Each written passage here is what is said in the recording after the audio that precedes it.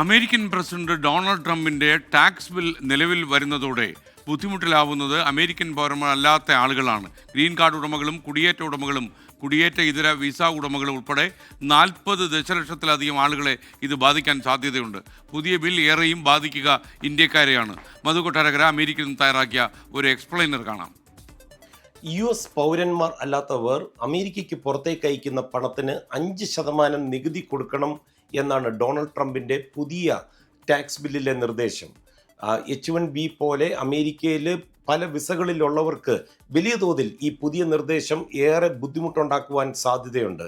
ഇതോടെ പ്രതിവർഷം ബില്യൺ കണക്കിന് ഡോളറുകളാണ് ഇന്ത്യൻ പ്രവാസികൾക്ക് നികുതി ഇനത്തിൽ മാത്രം നൽകേണ്ടി വരിക. ഇന്ത്യയിലേക്ക് ഏറ്റവും അധികം പണം പ്രവാസികൾ അയക്കുന്നത് ഇപ്പോൾ US നിന്നാണെന്നാണ് പുതിയ കണക്കുകൾ സൂചിപ്പിക്കുന്നത്.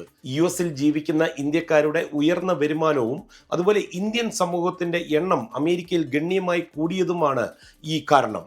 റിസർവ് ബാങ്ക് ഓഫ് ഇന്ത്യയുടെ ഏറ്റവും പുതിയ കണക്കുകൾ പ്രകാരം 2023-24 സാമ്പത്തിക വർഷത്തിൽ പ്രവാസികൾ US നിന്ന് അയച്ച പണം $32 ബില്യൺ. US നിന്ന് 32 ബില്യൺ അയച്ച പ്രവാസികൾ ഈ പുതിയ നിയമം വരുമ്പോൾ പണം അയക്കുന്നതിൻ്റെ പേരിൽ മാത്രം 1.6 ബില്യൺ ആയിരിക്കും നികുതി നൽകേണ്ടി വരിക. അമേരിക്കയിൽ നിന്ന് മധു കൊട്ടാരക്കര, 24.